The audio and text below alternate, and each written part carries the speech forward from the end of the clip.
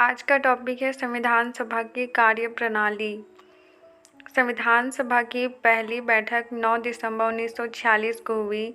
मुस्लिम league ने बैठक का बहिष्कार किया और अलग पाकिस्तान की मांग पर बल दिया, इसलिए बैठक में केवल 211 सदस्यों ने हिस्सा लिया। फ्रांस की तरह इस सभा के वरिष्ठ सदस्य डॉक्टर सच्चिदानंद सिन्हा को सभा का अस्थायी अध्यक्ष चुना गया। बाद में डॉक्टर राजेंद्र प्रसाद संविधान सभा के स्थायी अध्यक्ष निर्वाचित हुए। उसी प्रकार डॉक्टर एच.सी. मुखर्जी तथा वी.टी. कृष्णामाचारी सभा के उपाध्यक्ष निर्वाचित हुए। दूसरे शब्दों में संविधान सभा के 2 उपाध्यक्ष थे।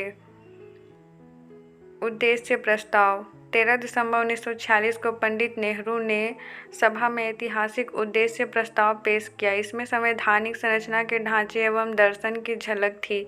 इसमें कहा गया, यह संविधान सभा भारत को एक स्वतंत्र संप्रभु गणराज्य घोषित करती है तथा अपने भविष्य के प्रशासन को चलाने के लिए एक संविधान के निर्माण की घोषणा करती है। ब्रिटिश भारत में शामिल सभी क्षेत्र, भारतीय राज्यों में शामिल सभी क्षेत्र तथा भारत से बाहर के इस प्रकार के सभी क्षेत्र तथा वे अन्य क्षेत्र जो इसमें शामिल होना चाहेंगे, भारतीय संघ का हिस्सा होंगे।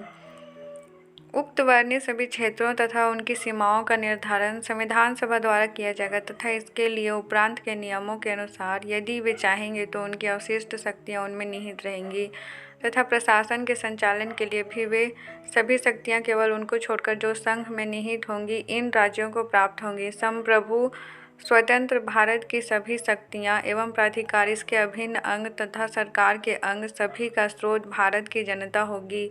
भारत के सभी लोगों के लिए न्याय, सामाजिक, आर्थिक एवं राजनीतिक स्वतंत्रता एवं सुरक्षा, अवसर की समता, विधि के समक्ष समता, विचार एवं अभिव्यक्ति, विश्वास, भ्रमण, संगठन बनाने आदि की स्वतंत्रता तथा लोक नैतिकता की स्थापना सुनिश्चित की जाएगी। अल्पसंख्यकों, पिछड़े वर्गों तथा जनजातीय क्षेत्रों के लोगों को पर्याप्त सुरक्षा प्रदान की जाएगी। संघ की एकता को अक्षुण्ण बनाए रखा जाएगा तथा इसके भू क्षेत्र, समुद्र एवं वायु क्षेत्र को सभ्य देश के न्याय एवं विधि के अनुरूप सुरक्षा प्रदान की जाएगी और इस प्राचीन भूमि को विश्व में उसका अधिकार एवं उचित स्थान दिलाया जाएगा तथा विश्व शांति एवं मानव कल्याण को बढ़ावा देने के निमित्त उसके योगदान को सुनिश्चित किया जाएगा। इस प्रस्ताव को 22 जनवरी 1947 को सर्वसम्मति से स्वीकार कर लिया गया। इसने संविधान के स्वरूप को काफ़ी हद तक प्रभावित किया। इसके परिवर्तित रूप से संविधान की प्रस्तावना बनी। स्वतंत्रता अधिनियम द्वारा परिवर्तन संविधान सभा से खुद को अलग रखने वाली देशी रियासतों के प्रतिनिधि धीरे धीरे इसमें शामिल होने लगे। 28 अप्रैल 1947 को 6 राज्यों के प्रतिनिधि सभा के सदस्य बन चुके थे। 3 जून 1947 को भारत के बंटवारे के लिए पेश की गई माउंटबेटन योजना को स्वीकार करने के बाद अन्य देशी रियासतों के ज़्यादातर प्रतिनिधियों ने सभा में अपनी सीटें ग्रहण कर लीं। भारतीय हिस्से की मुस्लिम लीग के सदस्य भी सभा में शामिल हो गए। भारतीय स्वतंत्रता अधिनियम 1947 ने सभा की स्थिति में निम्न 3 परिवर्तन किए। पहला, सभा को पूरी तरह संप्रभु निकाय बनाया गया जो स्वेच्छा से कोई भी संविधान बना सकती थी।